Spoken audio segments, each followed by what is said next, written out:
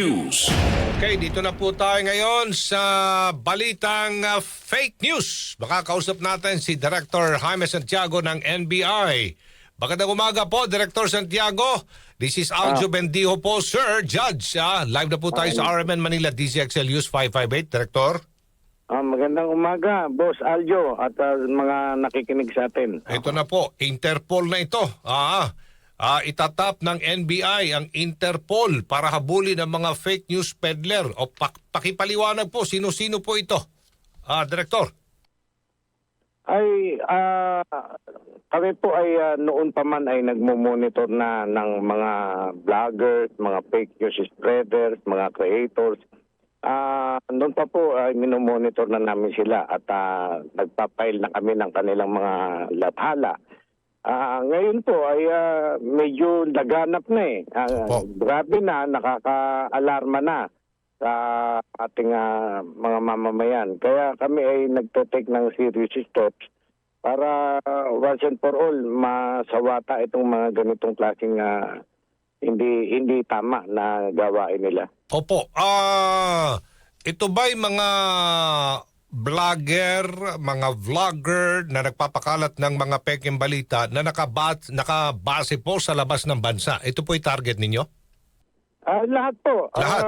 Mapa sa ibang bansa, mapa dito sa atin ay tinitignan po natin yan. Opo, dito muna tayo dahil Interpol na po ito eh. Opo. Ito bang mga nagpapakalat ng fake news, halimbawa na lang mga individual, hindi naman po Pilipino?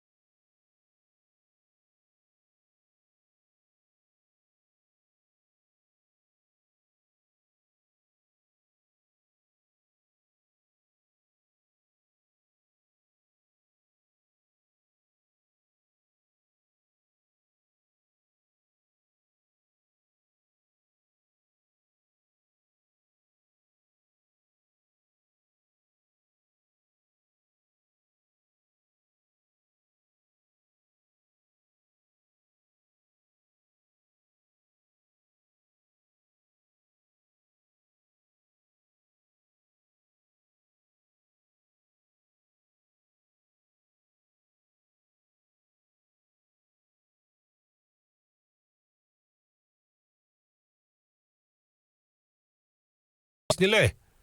Freedom Ayan po. of speech Oo, and freedom of the press. Maganda pong tanong niya na Opo. banggit ninyo, Boss Aljo, no? Ako po ay bilang dating hukom. Ako po yung rumirespeto sa ating freedom of speech, freedom of expression. Okay. Ginagalang po natin yan at binabantayan po natin yan na alang-alang sa ating mga mamamayan na malayang makapagpahayag ng kanilang damdamin. Mhm. Ang sinasabi ko po ay yung hinahabol namin yung mga lumalampas na sa parameter ng freedom of speech and freedom of expression. Hindi po yan absolute. May limitation po yan. For example po, kayo po mismo, sinabi nyo na, ay mali naman yung sinasabi ni Director Santiago. Okay lang po yun. Comment niyo yun. Yun po ang intindi niyo sa aking mga ginagawa.